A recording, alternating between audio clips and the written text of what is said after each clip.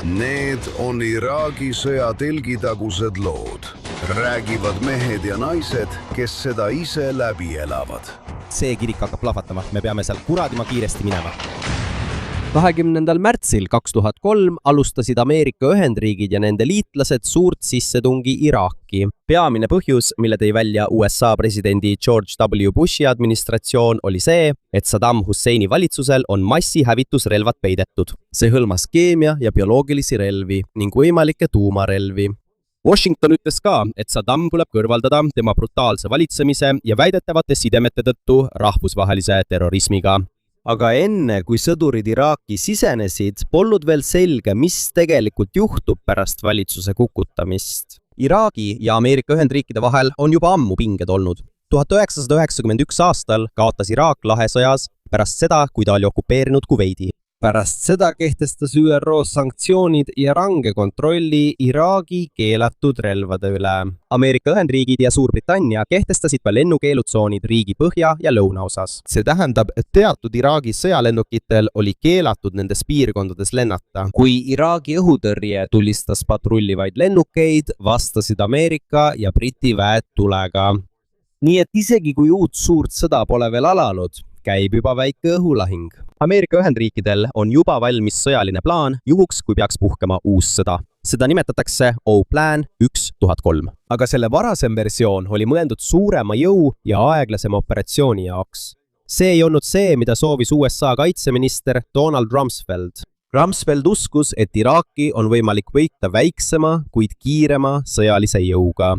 Selle asemel, et kohe saata väga palju sõdureid, soovis ta toetuda kaasaegsetele lennukitele, täppisrelvadele, luurele, eriüksustele ja maavägede kiirele liikumisele. Mõned kõrgemad sõjaväelased olid selle plaani pärast mures. Nende arvates võib väike jõud olla piisav Iraagi armee alistamiseks. Aga võib-olla ei piisa sellest kogu riigi kontrollimiseks pärast lahingut. Sõdurite arvu, keda saadetakse, muudeti ja vaadati korduvalt üle. Seetõttu kulutasid sõjaväe planeerijad palju aega ja energiat vägede paigutamise korraldamisele. Samal ajal jäi piiratud ulatusse planeerimine seoses Iraagi julgeoleku, valitsuse ja korra tagamisega, kui Saddam kukutatakse. PPR-i järgnevate analüüside kohaselt oli koalitsioonil piisavalt jõudu, et võita peamine lahing, kuid ei olnud selge, kas see sõdurite arv on piisav rahu säilitamiseks pärast seda. Ameerika Ühendriikidel oli veel üks probleem. Pärast 11. septembri rünnakuid jätkas Ameerika Ühendriigid oma operatsiooni Afganistanis. Ameerika pidi sinna saatma ka sõdureid, lennukeid, luuremeeskondi ja raha. See tähendab, et mitte kõiki nende sõjalisi ressursse ei saa Iraaki üle viia. Alguses kavatsesid Ühendriigid siseleda Iraaki nii põhjast kui lõunast, kusjuures peamine jõud pidi tulema lõunast, Kuveidist. Samal ajal pidid suured Ameerika üksused läbima Türgi, et tungida Iraagi põhjaossa. Kuid 1. märtsil 2003 ei lubanud Türgi parlament Ameerika maavägedel oma territooriumi kasutada. Selle tõttu oli Ameerika Ühendriigid sunnitud oma plaani muutma vaid paar nädalat enne sissetungi algust. Uue strateegia kohaselt tuleb suurim koalitsioonivägi Kuveidist. Nad ei plaaninud ka peatuda ega pidada pikka lahingut iga lõunalinna pärast. Nende peamine eesmärk oli kohe läbi murda, hävitada Iraagi sõjaväe sidepidamine ja kiiresti Bagdadi jõuda, enne kui Saddami valitsus suudab korraliku kaitse üles ehitada. Siin on kiirus ja üllatus väga olulised. Kui tankid ja sõdurid maad mööda edasi liiguvad, ründavad lennukid sõjaväe peakortereid, radaarijaam, sidekeskus ja muud olulised sihtmärgid. Eriüksused siselevad samuti riigi erinevatesse piirkondadesse, et koguda luureandmeid, segada Iraagi juhtkonda ja takistada mõnel üksusel Bagdadile appi tulemast. Igal koalitsioonis osaleval riigil on erinevad ülesanded. Briti väed said ülesandeks kontrollida Fao poolsaart, olulist piirkonda Pärsia lahe lähedal. Nad pidid samuti ümber piirama ja kontrollima Basrat, Iraagi suuruselt teist linna. Austraalia andis lennukeid, mereväeüksusi ja eriüksusi. Poola saatis samuti umbes 200 komandot. Kuid suurim osa vägedest tuli tegelikult Ameerika Ühendriikidest. Umbes 170 000 koalitsiooniväelast osalesid Iraagi vabaduse operatsiooni esimeses etapis. See oli väiksem kui koalitsioonivägi, mida kasutati 1991. aasta lahesõjas. Sellest hoolimata oli neil tohutu tehnoloogiline ülekaal. Koalitsioonil olid moodsad lennukid, juhitavad pommid, öönägemisseadmed, kaasaegsed tankid, satelliitside ja kiirem sõjalise juhtimise süsteem. Kuid Ameerika planeerijatel olid ka valed eeldused. Nad ootasid, et paljud Iraagi tsiviilisikud tervitavad neid kui vabastajaid. Nad uskusid ka, et Saddam võib kasutada keemiarelvi, kui koalitsioon Bagdadile läheneb. Seetõttu kandsid paljud sõdurid kaitseülikondi, maske ja keemiatuvastusseadmeid. Kuid pärast sissetungi ei leitud aktiivse keemia, bioloogiliste ega tuumarelvade ladusid, nagu enne sõda kirjeldati. Iraagi uurimisrühma lõplike järelduste kohaselt hävitas Iraak suurema osa oma keelatud relvaprogrammidest pärast lahesõda. Samuti ei tõestatud, et Iraagil oleks aastal 2003 olnud valmis suur massihävitusrelvade varu. Saddam Husseini poolelt vaadates ei olnud ka tema olukorra tõlgendus õige. Paljude aastate jooksul koges Iraak õhurünnakuid ja tugevat survet Ameerika Ühendriikidelt. Selle tõttu jäi Saddamile mulje, et võib-olla toimub taas vaid piiratud pommitamine. Ta lootis ka, et võib-olla suudab ta invasiooni ära hoida, tehes koostööd ÜRO relvainspektoritega. Ta ei osanud oodata, et Washington on tegelikult valmis saatma suure maismaajõu Bagdadini välja. Saddam uskus ka, et tema sõdurid suudavad võidelda, kuid paljud Iraagi sõjaväeohvitserid teadsid, et ameeriklastel on tohutu ülekaal lennukite, relvade, väljaõppe ja side osas. Nad teadsid, et koalitsiooni peatamine Lõuna-Iraagi avaras ja lagedas kõrbes on raske. Kui Ameerika lennukid neid märkavad, võidakse neid rünnata enne, kui nad vastasele lähedale jõuavad. Veel üks suur probleem oli Saddami kaitsekorraldus. Ta ei paigutanud kõiki oma tugevaimaid sõdureid Kuveidi piirile, vaid suunas rohkem vägesid teistele ohtudele. Idas on Iraani olnud Iraagi pikaajaline rivaal. Põhjas muretseb valitsus kurdi rühmituste pärast, kes on juba ammu nõudnud suuremat iseseisvust. Seetõttu on Iraagi sõjavägi laiali üle kogu riigi. Isegi Saddam Husseini parimat ja kõige usaldusväärsemat läge, vabariikliku kaardiväge, ei koondatud ühte tugevasse kaitsesse. Saddam Hussein jagas need üksused teadlikult laiali, sest ta kartis, et neid võidakse kasutada tema vastu riigipöörde korraldamiseks. Seetõttu oli vaid vähestel tema parimatest sõduritest invasiooni alguses positsioonid Kuveidi lähedal. Kui koalitsioon valmistus kiireks pealetungiks Bagdadi suunas, oli Iraagi kaitse hajutatud, halvasti koordineeritud ja sõltus juhi käskudest, kes ei mõistnud õigesti tema vastu kavandatavat tegelikku plaani. Sissetungi esimestel päevadel liikus koalitsioon kiiresti edasi, kuid Nasiriyahi linnas said nad aru, et kogu sõda ei saa olema lihtne. 23. märtsil 2003 eksis üks USA armee konvoi ära ja sattus Iraagi vägede kontrolli all olevasse piirkonda. Konvoi kuulus 507. hoolduskompaniile. Selle üksuse peamine ülesanne oli sõidukite hooldamine ja toetamine. Nad ei olnud mõelnud raskete lahingute eesliinile. Konvois oli 18 sõidukit ja 33 sõdurit. Vale suuna tõttu sattusid nad Nasiriyahi linna. Seal ründasid neid Iraagi sõdurid ja relvastatud võitlejad, kes ei kandnud tavalist sõjaväevormi. Mõned nende sõidukitest olid halvasti kaitstud. Paljud sõdurid olid samuti väsinud ja neil puudus selge side. 11 Ameerika sõdurit hukkus, 7 võeti vangi, samal ajal kui teised said vigastada või ajutiselt oma üksusest eraldatud. Valitsus näitas, et kuigi koalitsioon oli kõrbes kiiresti edasi liikunud, muutus olukord palju ohtlikumaks, kui nad sisenesid linna. Seal on palju hooneid, kitsaid tänavaid, sildu ja kanaleid ja kohti, kus vaenlane võib varjuda. Samuti ei ole lihtne aru saada, kes on tavaline tsiviilisik ja kes relvastatud võitleja. Just sellist võitlust tahtsiti kasutada Saddami fedaiinid. Fedain Saddam on relvastatud rühmitus, mis on lojaalne valitsusele ja Baathi parteile. Nad ei ole nagu regulaararmee, millel on selged vormid ja tavapärased relvajõud. Nad kasutasid sageli kastiautosid, käsirelvi, raketiheitjaid ja tegid kiireid rünnakuid. Nad lähenevad erinevatest suundadest, siis lahkuvad kiiresti või peidavad end linna sees. Nende eesmärk ei ole alati koalitsiooni suures lahingus võita. Nende praktilisem plaan on seda aeglustada, segada varustusliine ja suurendada ohvrite arvu. Kadunud sõdurite otsimisega samal ajal anti USA merejalaväelastele käsk kontrollida olulisi sildu linnas. Nad vajavad neid sildu, sest need on tee üle Eufrati jõe ja lähedal asuva kanali. kui nad neid ei saa, võib põhja suunduvate vägede liikumine viibida. Kuid operatsioon muutus kaootiliseks. Mõned tankid pidid lahkuma, et tankida. Mõned üksused kaotasid selge sidepidamise. Mõned sõidukid jäid kinni pehmesse ja mudasesse pinnasesse. Kui kompanii C edasi liikus, võeti neid vastu miinipilduja, kuulipilduja ja raketigranaaditulega erinevatest positsioonidest, kuid nad jõudsid kanalini. Kuid korralik koostöö üksuste vahel katkes. Segaduse keskel taganesid mõned sõidukid ilma selge käsuta. Mõned merejalaväelased jäid ilma toetuseta maha ja olid peaaegu vaenlase poolt ümber piiratud. Nad palusid abi õhust. Kohale saabusid A-10 ründelennukid. Probleem tekkis siis, kui piloodid ei tundnud kohe ära, et mõned allpool olevad sõidukid kuulusid USA merejalaväelastele. Omaenda lennukid tabasid nende positsiooni. Ameerika Ühendriikide ametlike sõjaväearuannete kohaselt hukkus ja sai vigastada merejalaväelasi nii Iraagi tule kui ka oma tule tõttu. Kuid juba pikka aega on olnud raske kindlaks teha täpset arvu hukkunuid, kes said otseselt surma A-10 rünnaku tagajärjel. Oma tuli tekib siis, kui oma väed saavad kogemata pihta.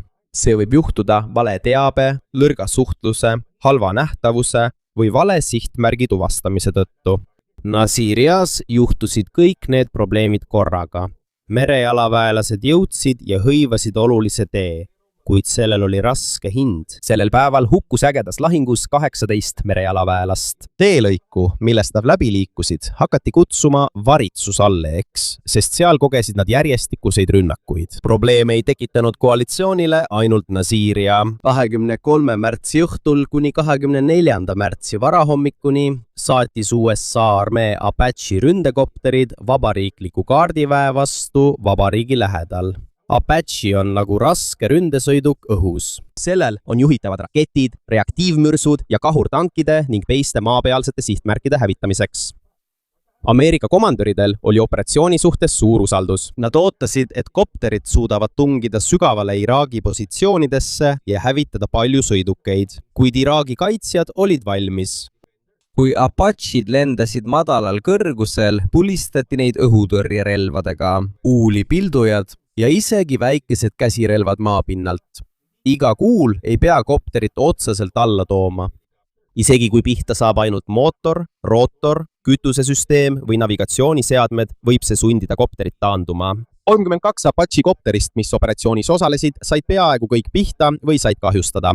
Üks kopter kukkus alla Iraagi kontrollitaval alal ja selle 2 pilooti võeti vangi. Nad tekitasid sihtmärgile vaid vähest kahju. See oli koalitsiooni jaoks suur hoiatus.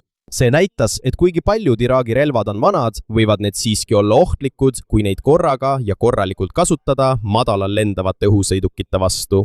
Samal ajal tabas Lõuna-Iraagi tugeva liivatorm. Ümbrus muutus peaaegu oranžiks. Nähtavus vähenes, konvoid aeglustusid ja õhusõidukitel muutus lendamine raskemaks. Peen liiv kleepus masinate, relvade, sõidukite ja sidevahendite külge. Isegi mõne meetri kaugusel oli sõduritel raske näha. Pärast liivatormi ja varitsust, Nasirias ja Apache rünnaku ebaõnnestumist hakkas levima küsimus, kas invasioon hakkab aeglustuma. Kuid üldiselt liikus peamine koalitsioonivägi endiselt edasi. Esimestel päevadel oli nende jaoks suurem probleem varustustee pikkus kui regulaarne Iraagi armee. Kõik toidud, vesi, laskemoon, kütus, varuosad ja meditsiinitarbed tuli jätkuvalt Kuveidist kohale toimetada. Mida kaugemale piirist sõdurid liikusid, seda pikemaks muutus tee, mida tuli valvata. Iraagi ebaregulaarsed võitlejad kasutasid seda nõrkust ära. Selle asemel, et rünnata peamisi tankide formatsioone, ründasid nad tagalas nõrgemaid kolonne, hooldusüksusi ja varustusmasinaid. Enne nende kokkupõrgete toimumist püüdis koalitsioon juba lõunas olulisi piirkondi kiiresti enda kontrolli alla saada. Ameerika ja Briti väed hõivasid allal Fau poolsaare, lõuna naftarajatised ja Kasri sadama. Kasr on oluline, sest see on ainus suur Iraagi sadam, mis on otseselt ühendatud Pärsia lahega. Kui sadam on turvaline, saab seda kasutada humanitaarabi ja lisavarustuse sisseviimiseks. Samuti on olulised Rumaila naftaväljad. Koalitsioon ei taha, et kordub see, mis juhtus lahesõja ajal, kui Iraagi väed süütasid Kuveidis palju naftakaevusid. Seetõttu liikusid nad kiiresti naftarajatiste juurde, et takistada võimalikke ulatuslikke kahjustusi. Põhjas tegid koalitsiooni eriüksused koostööd kurdi Peshmergaga. Läänes korraldasid nad reide ja liikumisi, et segadust sajada Iraagi juhtkonda. Selle eesmärk oli jätta mulje, et Jordaania suunast võib siseneda veel üks suur vägi. Enne sissetungi püüdis USA luure ka veenda mõningaid Iraagi komandöre alla andma või Saddamist lahku lööma. Nad kasutasid telefonikõnesid, e-kirju, lendlehti ja sõnumeid, mis saadeti sõjaväeüksustele. Kuid see ei toonud esimestel päevadel kaasa massilist deserteerumist. Oli neid, kes andsid alla, kuid paljud jäid oma positsioonidele hirmu, valitsuse käskude või veendumuse tõttu, et nad suudavad veel võidelda. Iraagi sõjavägi oli arvukas, kuid see ei tähendanud, et kõik olid valmis võitlema. Paljud nende tankidest olid vanad, katki või hoolduseta. Ka üksuste vahel oli side nõrk. Oli ka häid Iraagi ohvitsere, kuid nad ei olnud alati kõrgeimal positsioonil. Saddami valitsuse all oli sageli olulisem lojaalsus Baati-parteile kui oskus sõjalises strateegias. Selle tõttu kartsid paljud komandörid ise otsuseid teha. Nad pidid ootama käske ülevalt, isegi kui olukord kiiresti muutus. 2003 aasta 17. märtsil andis president Bush Saddamile ja tema poegadele 48 tundi, et Iraagist lahkuda. Iraagi juhtkond keeldus. 2 päeva hiljem pommitas USA Dora farmi piirkonda Bagdadi lähedal. Tollase luureandmete põhjal usuti, et Saddam ja mõned kõrged ametnikud võivad seal viibida. Teda ei olnud seal. Seda järgnesid veel mitmed õhurünnakud juhtkonna, juhtimiskeskuste, sidem ja sõjaliste sihtmärkide vastu. 20. märtsil ületas peamine maavägi lõplikult piiri. Nad tungisid kiiresti Lõuna-Iraaki. Kuid just Nasirias ja Karbalas toimunu näitas esmakordselt selgelt, et kiirusest ja kaasaegsetest relvadest ei piisa kõigi probleemide vältimiseks. On vaenlasi, keda pole lihtne märgata. On linnu, kus iga tänav võib muutuda labürindiks. Ja kiire operatsiooni käigus võib isegi üks vale pööre, katki raadio või vale sihtmärk viia suurte kaotusteni. Kui koalitsioon Bagdadile läheneb, käib veel üks lahing televisioonis. Pentagon teab, kui oluline on avalikkuse toetus. Seetõttu kaasati üle 600 ajakirjaniku otse Ameerika ja Briti sõjaväega. Üksustes nimetati neid sõjaväeüksustesse kaasatud ajakirjanikeks. Nad olid konvois ja magasid sõdurite lähedal ning nägid lahingut otse eesliinilt. Tänu sellele said nad kiiresti saata tõelisi videoid lahinguväljalt. Aga sellel on oma hind. Kuna nad sõltuvad sõjaväest toidu, transpordi, info ja turvalisuse osas, on mõned küsinud, kas nad suudavad veel neutraalseks jääda. Nad näevad sõda ka ainult ühest üksusest, seetõttu ei näe nad alati kogu olukorda. Pentagoni jaoks oli programm edukas. Selle asemel, et piirduda ainult pressibriifingutega, said telekanalid pidevalt videot tankidest, sõduritest ja lahingutest otserindelt. Samal ajal kasutas koalitsioon psühholoogilisi operatsioone Iraagi sõjaväe vastu. Miljoneid lendlehti visati õhust alla. Nendes oli kirjas, et ärge võidelge, ärge hävitage naftarajatisi ja ärge täitke käske, mis võivad teid ohtu seada.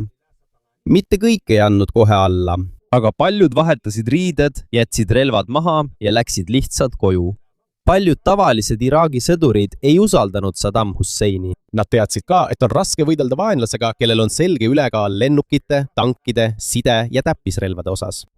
Pärast lühikest peatust liikus peamine Ameerika vägi taas Bagdadi suunas. Kõige olulisem tee oli Karbala läbipääs. See on kitsas tee Karbala ja selle idas asuva suure järve vahel. Kui see on ületatud, on Bagdadi lõunast palju lihtsam jõuda. Mõned Iraagi komandörid teadsid, et peamine rünnak läbib seda kohta, kuid valitsuse korraldused olid segased. Mõned ametnikud jätkasid liialdatud raportite saatmist väidetava rünnaku ja koalitsiooni kaotuse kohta. Seetõttu ei olnud Iraagi juhtkonnale selge, kui lähedale olid Ameerika väed jõudnud. Ning Saddam kahtlustas endiselt, et tõeline suur pealetung võib tulla läänest. Tema poeg Qusay oli see, kes langetas palju sõjalisi otsuseid. Käske saadeti sageli sõnumitoojate kaudu, mitte raadioteel, et koalitsioon ei suudaks nende asukohta kindlaks teha. See on elektroonilise jälgimise vastu turvalisem kui ka aeglasem. Kui käsk jõuab üksuseni, võib olukord lahinguväljal olla juba muutunud. 2003. aasta aprilli 2. kuupäeval jõudis USA 3. jalaväediviis olulise sillani Eufraati jõe ääres Musaibi lähedal. Nad pidid silla vallutama, et tankid ja muud sõidukid saaksid Bagdadi poole liikuda. Iraagi insenerid üritasid selle õhku lasta. Üks osa sai kahjustada, kuid seda oli siiski võimalik ületada. Ameerika väed kasutasid suitsukatet, et Iraagi kaitsjatel oleks raskem neid näha.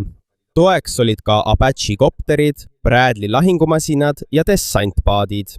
Iraagi suurtükivägi tulistas tugevalt, kuid see ei suutnud kergesti läbistada Abramsi tankide ja Bradley masinate paksu soomust.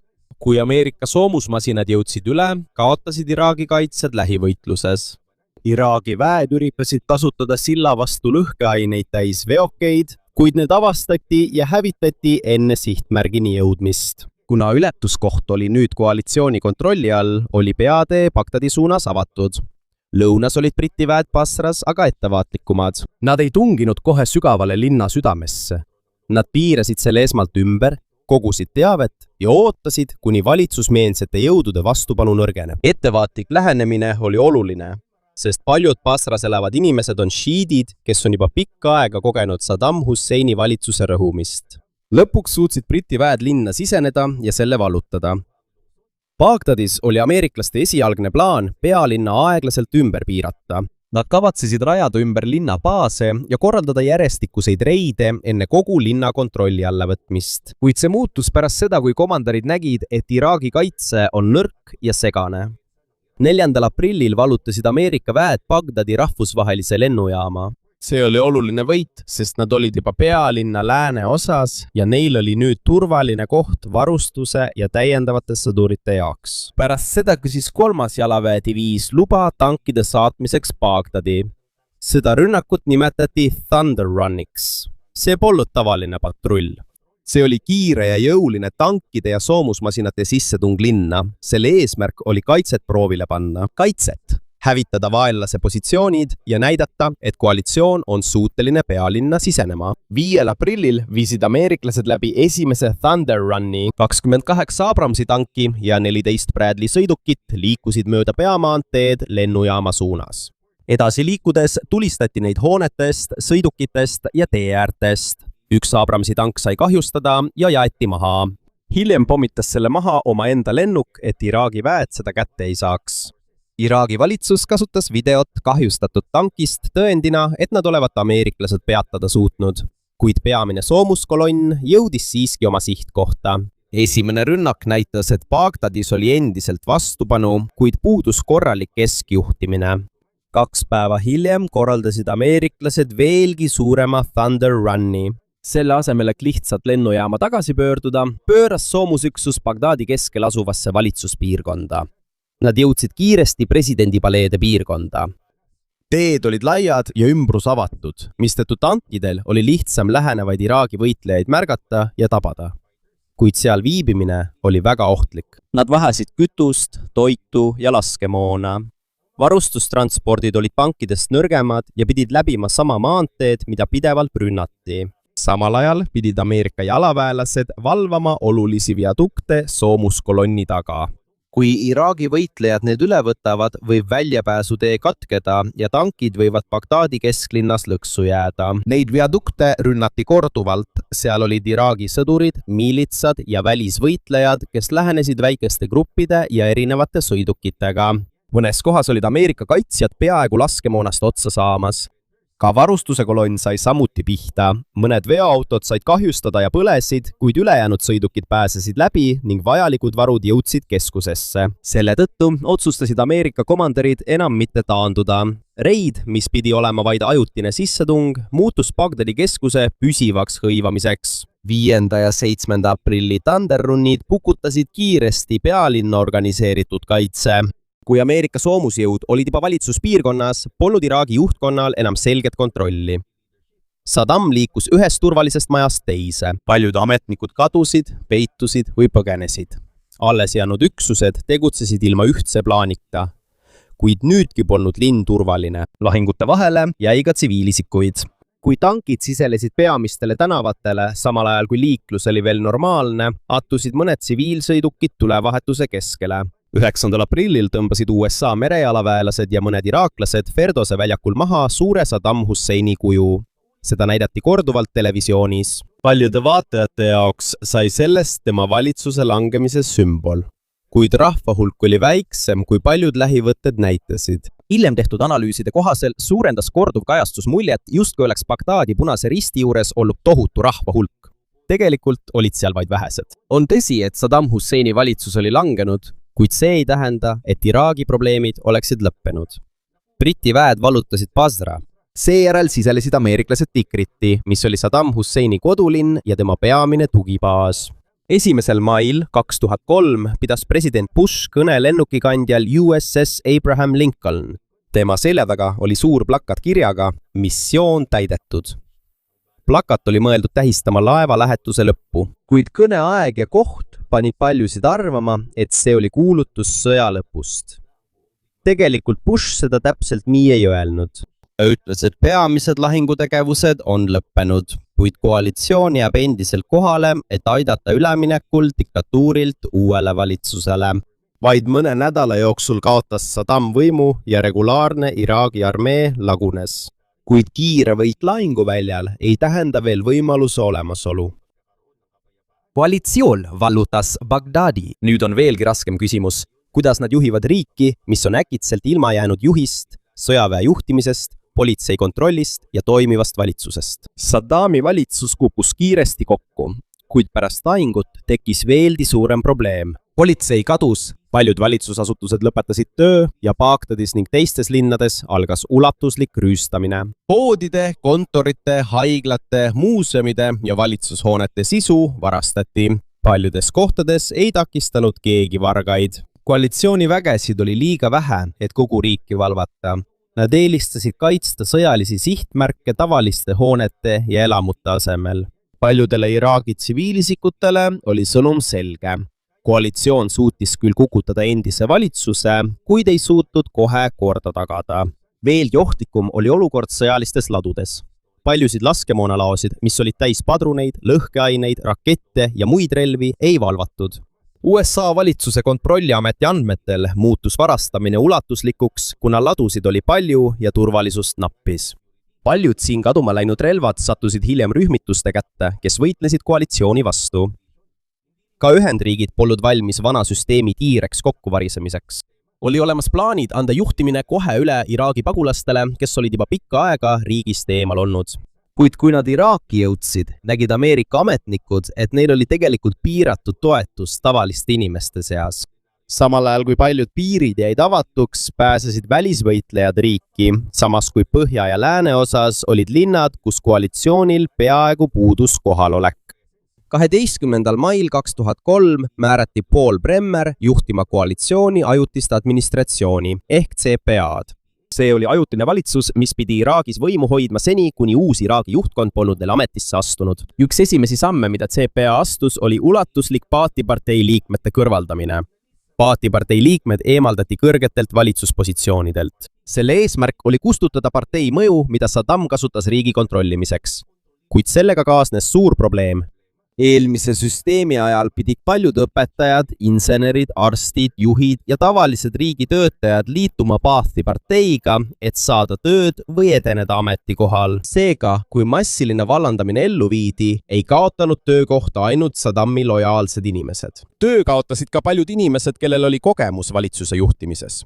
Järgnev otsus oli veelgi raskem. 23. mail andis CPA välja korralduse number 2. See likvideeris Iraagi armee ning mitmed julgeoleku- ja valitsusorganisatsioonid.